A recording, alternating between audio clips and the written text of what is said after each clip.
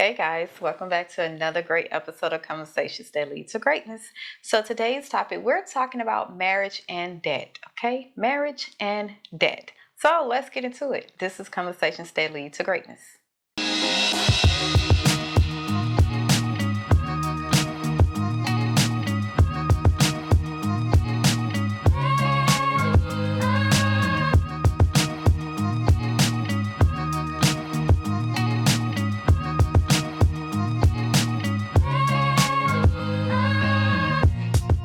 My name is Akisha Smith. And I'm Lester Smith. And welcome to our coaching podcast where we educate, motivate, and inspire you to break free of your limiting mindsets in marriage, faith, and finance. That's what we're talking about today.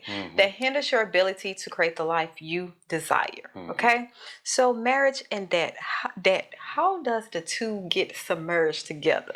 Because oftentimes when people get married, it's like your debt is your debt and my debt is my debt, and we just live our life like that. Yeah, let's talk about it. Well, Oh, wait. yeah. Sorry to cut you off, Poppy. Before we do that, go ahead and hit that subscribe button.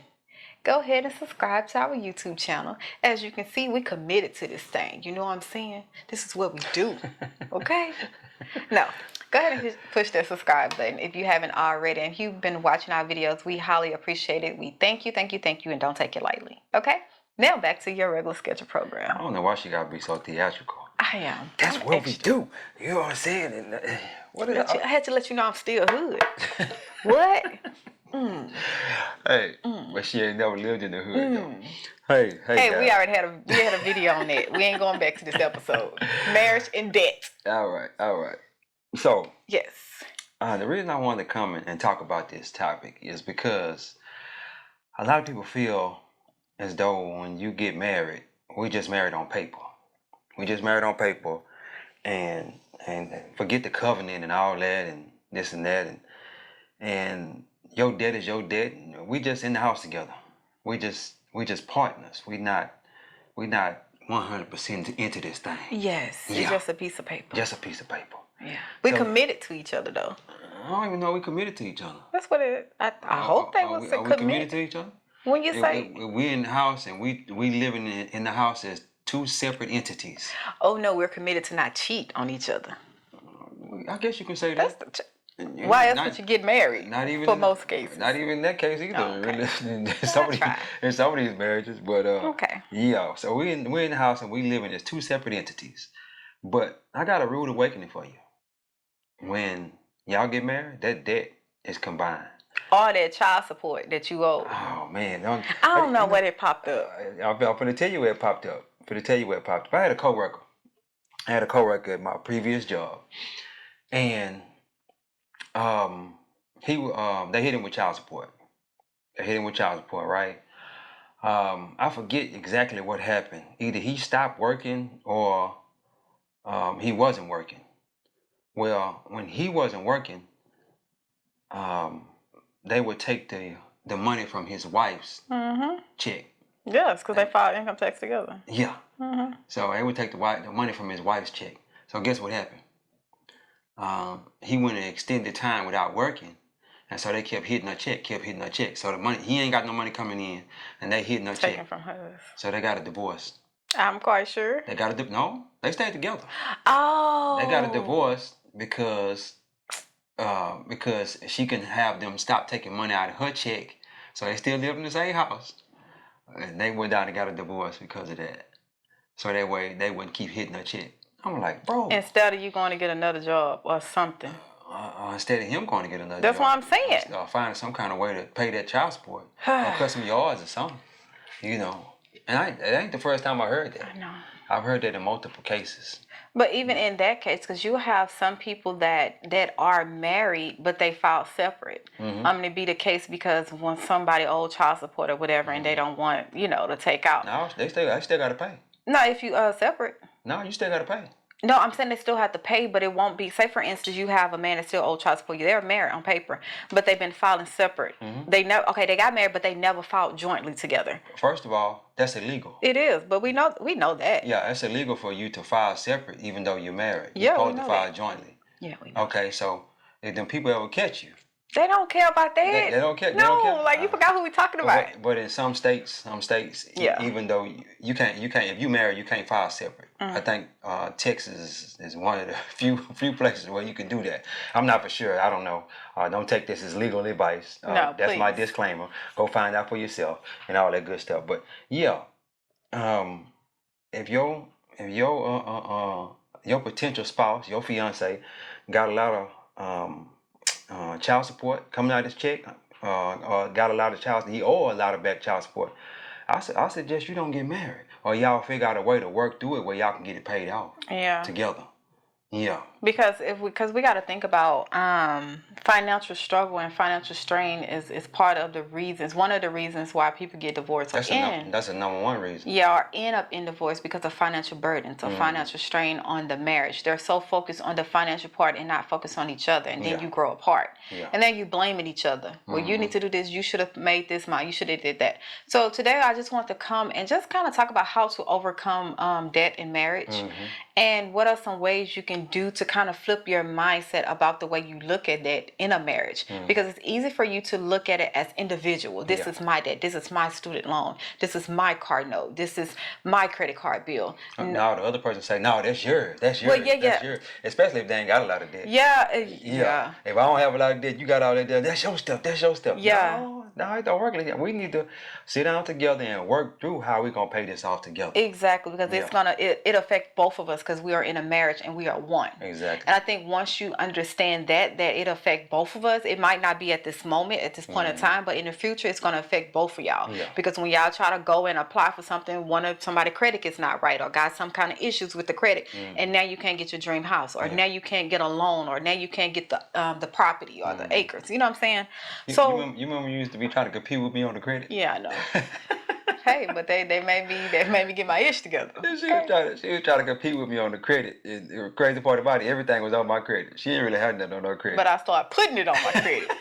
That's because I didn't know. See, what you don't know hurts you. Yeah. I didn't know that, hey, to build credit, you need to put stuff on your credit. Yeah. And pay on time, pay it off early. I didn't know all that. Yeah. I just thought if I ain't had no debt, I should have good credit. Yeah. But I was young. Yeah. Do not judge me because, we are 8 years different. I am not that woman now. I hope you can discern that. I am different now. Yeah, she was trying to compete with me. My credit score better than yours. I got everything on my credit. All the houses and everything we got is all on my credit. Cars, all that. Everything is on my credit. So why? I was on the back end. That kind of helped me out. Then I established my credit. That was too funny. To me. She come holler, what's your credit score today? Because credit score, it changed from day to day. Yeah. Week to week, it's changing every week. So, her credit score might have been 2 points higher than mine or 10 points higher than mine, and she just celebrated. My credit score better. Yeah, whatever, man. That was too funny. I never will forget that. I see. That was back in 2020. Yeah. But how to overcome debt in your marriage? I think the first thing you have to do is sit down and figure out what is your debt to income ratio. What is the actual debt? Like sum everything up from credit cards.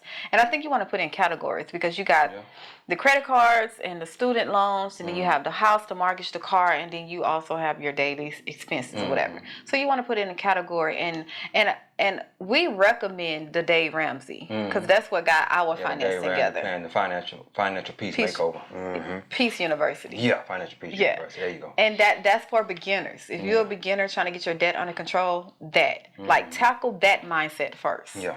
I would even say go through Financial Peace University before you even get married as a pre-marriage counselor. Yeah. Oh, that's nice. Yeah, because that's gonna help y'all get on the same page. Because y'all might not be on the same page as far as because she might not believe in credit cards, and I believe in credit cards. You need to see where y'all at. You know what I'm saying? And I remember Dave Brown used to be telling a story how a lot of people just didn't even get married because they wasn't on the same page financially. Yeah, so they just it makes that's why I always tell people when it comes to marriage, man, it's not about love. God did not ordain marriage because of love. We're supposed to love each other just in general. That's a general command. Yeah. But that's not going to keep you together in your marriage. You got to have something that one is strong and the other one is weak. Like y'all can actually come together and complement each other, and you can work together to accomplish the ultimate goal. But yeah, just having that mindset about the way you think about debt. You know, some people get into debt and their debt is for tangible things. You know, it's not an asset, it's more liability debt. Versus another person might look at debt and look at it as an asset. You know, they're buying things to make the money to help them buy back their time. So when you come together and put your debt in category, you come up with a plan. Yeah. For both of y'all, not just one. Both parties have to be in agreement with this plan. You come up, write it down. This is what we're gonna do. This is how much income we can put towards our debt. This is, you know, the extra. Because a lot of times we don't understand paying the minimum is the minimum payment is the worst thing you can do. Yeah. Especially when you got interest. That is the worst thing you can do. That interest keep occurring. Man. The best thing for you to do is to pay that credit card off every month if you can. But if you can't, you know, don't just pay that minimum amount. Pay as much as you possibly can. Because people look at credit cards. Let me tell you how people look at credit cards. They look at credit cards as if I pay this credit card down, my money gone out of my bank account. I'd rather see the money sitting in my bank account than to see it on the credit card. But if let's say you pay $10,000 off on a credit card, and that may have been the last $10,000 that you had in your bank account. Well, the money's on the credit card now. It's freed up. It's freed up. The credit card is freed up. You ain't got them charging no interest no more. It's on the credit card, and you can still spend that money again off that credit card and pay your bills and whatnot. Pay that credit card down, and then go and and do it like that. That way you won't have to keep withdrawing that interest.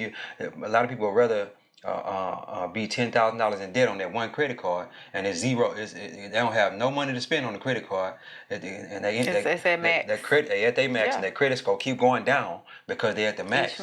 But they rather have that $10,000 just sitting in the bank account. And it's crazy because they not understanding that credit is life. Yeah. Like that's why I say when we talk about finance, you have to switch your mindset of what you've been taught. We've been taught that credit, it's okay to not to have credit. No, credit is life. You can't get nowhere without credit. No. Credit is a tool, like to use other people's money, and you have all this money sitting in the bank, just sitting there because you can open your account and just look at it, and be like, oh, look at this money sitting there. Yeah. But you still poor. You still going to work. You still working 80 hours. You still slaving. You still a slave. Yeah. Ugh, to your job. But yeah, understand that, man, your credit is going to be the number one thing to get you out of debt, to help you get into good debt. Get you out of bad debt to help you get into good debt. Yeah. So you can, catapult that future of yours. And let's say you're a person that you don't have no credit. What I would do, I would take $500, $1,000. Whenever you get some extra money. Income tax. Income tax. You could take that, take it to the bank, and tell them you want to open a credit card and a secure line of credit, and you give them that $1,000, and they're gonna give you that on the credit card. And each time you pay that off or whatnot, it's building your credit score.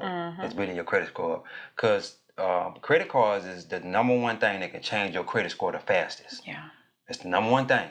So, you want to put a little bit on there and pay it off. Put a little bit on there and pay it off, and your credit score going to keep going up. And if you once your credit score go up, then you'll be able to apply for credit cards on your own. And still, if you can't, let's say you go 3 to 6 months and you can't apply for a credit card, I would go back to the bank, and I done saved up a little money. I go back to the bank and get another credit. Well, go to another bank. Get another credit card from another bank, because eventually they're gonna give you that $1,000 that you gave, and they're gonna give it back to you. And then your credit, they're gonna put you, and you ain't gonna have a $1,000 credit limit no more. You can have a $3,000 or a $6,000 or a $10,000 or whatever, and it just keep going up. That's a good way to build credit for people who don't know about it. Yeah, and it's a way of building a community with the bank, building a relationship. A relationship with the bank. With the bank. The better your relationship with the bank, the more they're gonna let you borrow. Exactly. The easier it is gonna be for you to borrow, because you showed yourself that, hey, I can be trusted with this money. You show credit worthiness. Yeah, that part. You show credit worthiness. Yeah. So when we getting out of debt, you got to come up with a plan. Yeah. Literally, both of y'all have to be on the same plan. Both of y'all have to be hitting at the target at the same time. Not one this month, one the next month. No, both of y'all should be hitting that target and to knock it down together. Yeah. And I think that's where people fall short, is the planning part. They know the debt, but they don't have a plan to get out of debt. They have a plan to get into more debt, but they don't have a plan to get out of debt. Exactly. Or they might not see themselves out of debt because the number might be so high. But let me say this too. for the people who one person got a lot of debt and the other person don't have no debt. If y'all plan on getting married, that debt is both of y'all debt. So if she got a lot of debt and I don't have no debt, her debt is mine now once we get married. So you got to sit down and think about that and talk about that before you get married. Like, man, I got to get in all this debt because she got debt and I got no debt. Well, you thinking like that, you like, well, I don't think I'm gonna get married. Well, if you're thinking about it from that aspect, then you really don't need to You're get not married. ready for You're not marriage. ready for marriage because you got to take on that debt that she have, and then and slowly start, picking it off, knocking it down, just keep knocking it down until it disappears, until the debt disappears, and then and you like, man, I just really just don't want to pay all that debt that that woman got or that man got. You got to do it if you're gonna get married.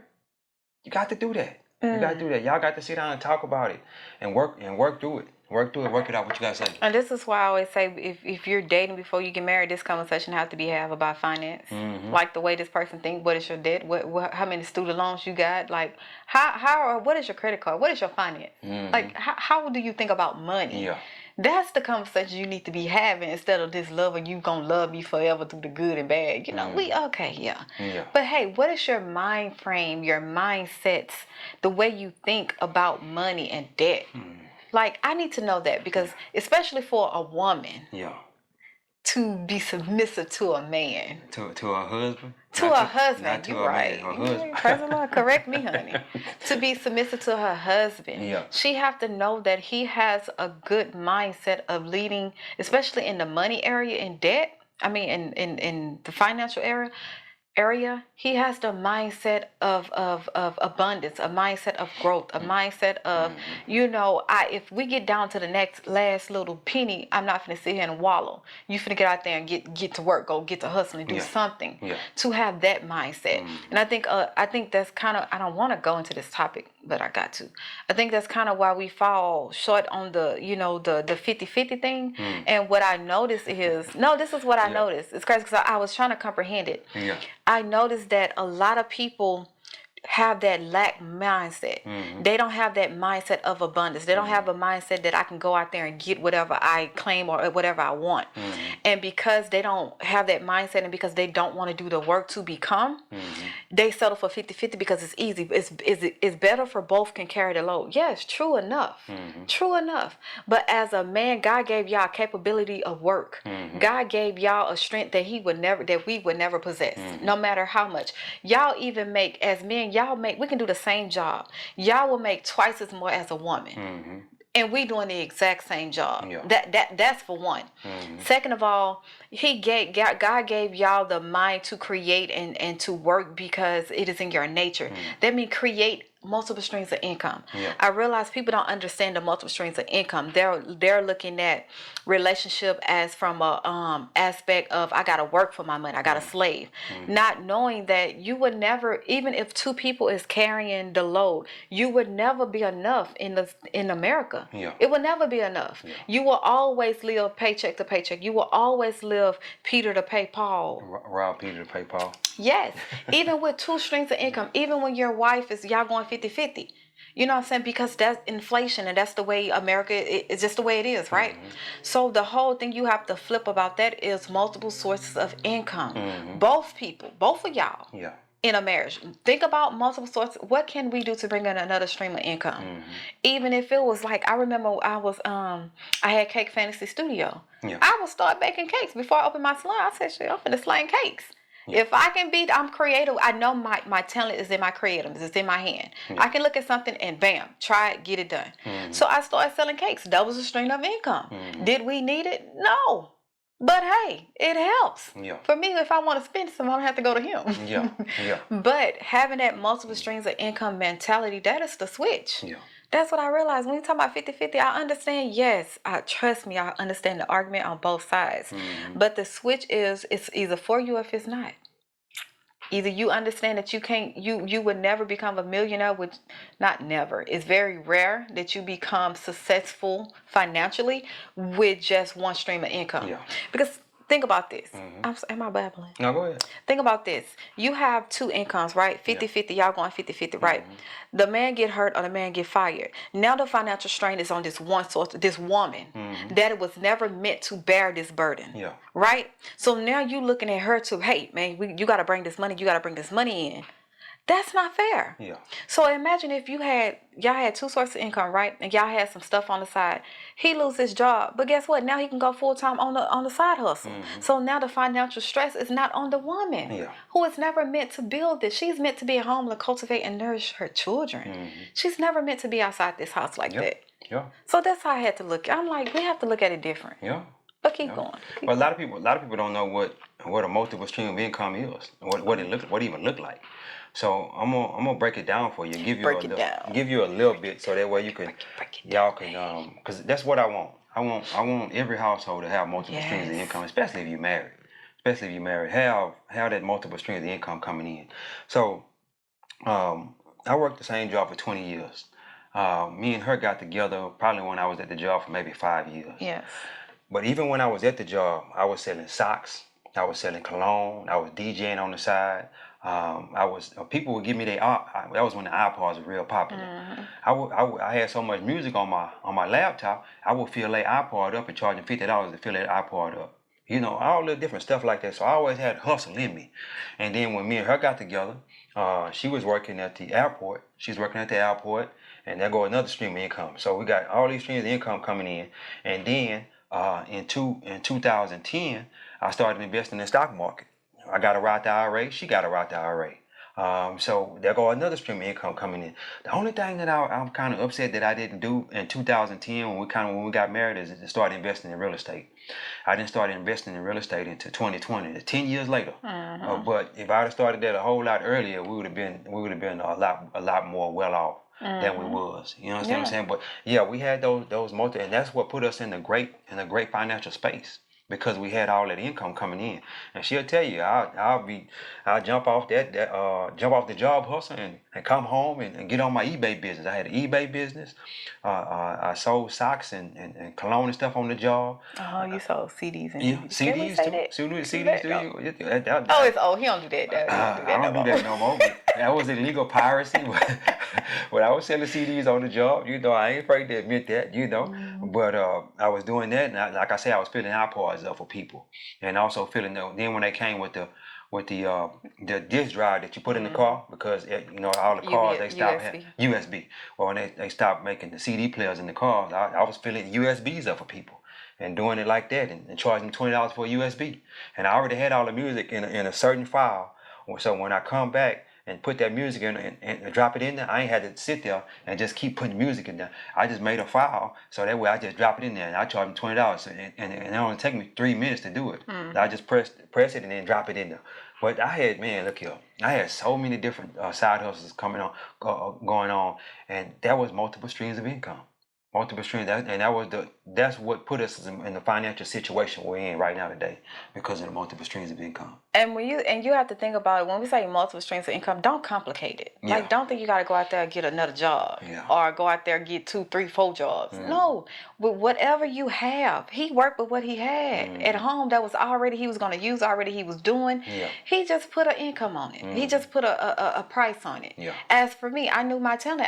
I think why I got into cakes, because remember we was getting married, and I said I wanted to create my own cake. I wanted to do it. That's why I got into cakes, because I was like, I got into. Because we paid so much money for them cakes. Yeah, I was spending. I was like, I can do that. Like, what? Yeah. So you did cakes, and what else you you was doing hair? I was doing hair, wigs. You was doing the wigs, the cakes. I started teaching wigs. You was teaching at the gym. Oh yeah. I was always at the gym. Yes. Why not? Yeah, they say, hey, you want to be an instructor? Instructor, and aerobics classes and stuff like that. Yes. What else was it?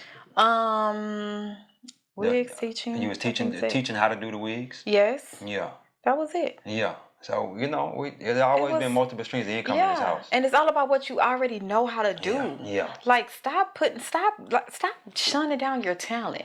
Stop talking yourself out of what you are good at. I'm gonna give you one more stream of income. We didn't find out about this till later though. The credit cards. Yeah. That's a stream of income. That's a different mindset though. Yeah, you gotta have a different mindset you can't to get to messing with them credit cards, because and then we was getting the points, and a lot of them vacations that we take, we took them for free, almost free. Getting the free flights and all that. So, and the only thing we was doing with that was just doing what we was already doing. We was already spending money, paying bills. So just spend it on the credit card and pay it off every month. Yeah. Pay it off before the interest hit. You know what I'm saying? And that was another stream of income that we created. But yeah. And and that was just from watching YouTube videos. Yeah, and even with the credit cards, because we Airbnb. That's another stream we did. Yeah. And we got into we took a couple of courses and from Ms. Zoda Gold and all of them stuff. How you talking about credit cards? You have all these interest-free credit cards, right? For what, 12 to 15 months? Some of them 24 months, right? Yeah. But you will go and you will create a business. Yeah. That would be your starter. That would be your startup. Use it on a credit card, right? You will go create a business and you go work the business to pay off that credit card. Exactly. Like, it's no money out of your pocket. You have, let's say you have 18 months to pay that card back off. Yeah. That's what you use credit card for. Yeah. To advance yourself, not to just add more debt upon yourself. Exactly.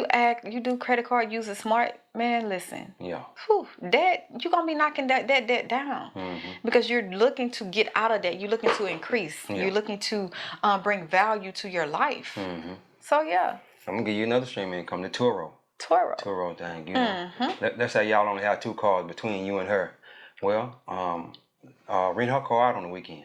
Can't be emotionally attached to the car. When you got debt, you ain't got emotions. You shouldn't have. You cannot be emotionally attached to the car. I'm telling you that now.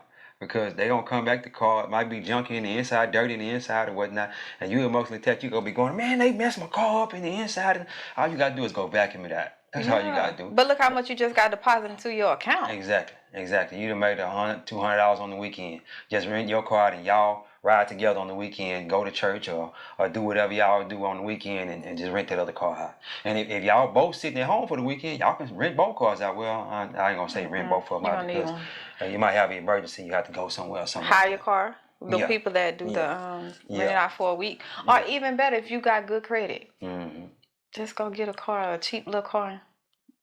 So we're giving y'all ideas to help you pay your debt off. Yeah. So if you got a lot of debt, another stream of income. Yeah, by adding another stream of income. So you won't just have that job income. You'll have another stream of income, and that can pay your debt down. Your student loans, all the debts that you have. We paid our house off. We paid it off in eight years. Paid the house off in 8 years because we had all that income coming in. I'm talking about, man, at one point in time, the income was coming in so hard. I was like, dang, I was scratching my head like, man. Until you sit down and put it on paper at tax time. You be like, we did what? Yeah. How? Yeah, what did this come in at? In 2020, we made so much money. It was crazy, man. I was like, I think everybody that had a side hustle in 2020, they was making money. It was so many courses dropped in 2020, man. And you know the crazy part about it, if you know how to do a certain thing that a lot of people don't know how to do, that's a course. That's a course, and you can create that and get paid from it. Yeah. And, it might not be no whole lot of you getting paid from it, but you create that one time, and you might make $100 this week, and next month it'd be $100 there. It just something like that. Or you can really push it, and make a lot of money on it. Yep. Yep. Don't do like me though. What you do? Oh, you made the course, ain't never make $1 off of it. Cause I was shedding, I was retiring. Yeah, she was getting out of the business. She was getting made the course a little too late. Yeah. Praise the Lord. It's all good though. Hey, but that course is still available. If we ever, if I need to get back out there, and that's the thing. I'm not afraid to get back out there. Like, don't let the smooth taste fool you. Yeah. If he say, babe, I need you to go, we gotta get back. You gotta get back out there. Oh, let me calling clients. Hey. I'm back open. Let's go. Yeah. I'm not that. Yeah. Listen. But ain't no need to get back out there though. I just saying. I just want. If she had to get back out there, that make me feel like I feel less than the man because I feel like that. I had my wife that had to get back out there. We're a team. But I understand that. I understand that. I need you to get that in your membrane. And hard times arise. You know what I'm saying? But I I need you to take care of these kids. I'm gonna take care of them too. Take care of the house and take care of daddy. You know what I'm saying? I do that. Without that, oh man, I'm too tired. That the man been working me hard all day, and all that, and I can't do nothing today. Catch me tomorrow. Catch me tomorrow, and tomorrow turn into next week, and the next week Tomorrow turn to the next will week. never come. I'm like, bro, God dang, I asked you about that 2 weeks ago. You know what I'm saying? Babe. Yeah. But yeah, because you done stood on your feet for 13 hours and all that. Yeah. As y'all can tell, I used to get that. Yeah. Quite a bit. You know what I'm saying? What? I done fit. What? With these clients on my feet and my daughter at the salon? Yeah. Babe, catch me next month. Friday and Saturday, it wasn't nothing going on Friday and Saturday. I couldn't even talk to her, really, to be honest with you. But yeah, get that multiple stream income coming in so that way you can get this debt paid off. Yeah. And for all you people that's saying your debt is your debt and my debt is my debt, no. When you get married, that's both of y'all debt. Legally, it ain't. They don't see it like that. The government don't see it like that. Yeah, they don't see it like that. Because another thing too, not just child support, they can come after you on some other things too. A judgment. Yeah, judgments and all that. They can come after you on some other things. So I don't know how it is in your state. Check your laws or whatever, but they can come after you. Your spouse got a lot of debt and you ain't got a lot of debt, and y'all get a divorce. I think they can come after you for some of that debt. I'm not for sure, but look into it. Look into it. Yeah, but stop with your debt is your debt, my debt is my debt. That's our debt. Let's get this paid off. Let's get it paid off so we can move forward. Because what it look like, you paying off your own debt. Now you debt free. Yeah. But you still can't do nothing. It's like your everything. wife sitting over here with $200,000. Yeah, and everything you get, y'all can't do nothing together. Yeah. Everything gotta be just your name or this person's name or that name. And then you come into once something wants to die or happen or something to take over, you gotta go through all that. Yeah. Too much going on. Too much, man. Just tackle the big problem. Yeah. Face it head first, head on, however it go. But yeah, guys. You all right? That's it. Hey guys, don't forget to like, share, and subscribe. Don't forget to like, share, and subscribe. We dropping these gems. Dropping these episodes. Like we dropping. Yeah, we dropping. And the crazy part about it, we ain't getting paid $1 for them. We ain't getting paid $1 for them. But one day, somebody YouTube might start paying us a little bit, and that'll be another stream of income. Oh, you like that, huh? You like that? Another stream of income. Another thing too. For you people who've been saying, people. Stop with the you people, girl. You stop with the you people. When I say you people, for you people that for the people. For the people. That's what you want me to say. For the people. For the people who been saying for the last 5-10 years, I'm a creator. I'm gonna start me a YouTube. Let this be your sign. Go ahead and get on that YouTube. You cook real good, but don't nobody know you can cook but the people that stay in your house or your mom and your daddy, the people that But you can jump on my boy AB, Cooking with AB. Yeah. He got 2 million subscribers on YouTube, and he just cook. That's what he do. He just cook, and he show how he make these recipes and all that. And I have on there. Hey, go holler at my boy AB. I want something tonight from AB. You know what I'm saying? So hey. Get on there and start cooking or whatever you do. It's plenty of YouTube channels. They got people getting paid for playing video games. Got millions of subscribers. I got one better than that. What's that? NPC, non-player. They just be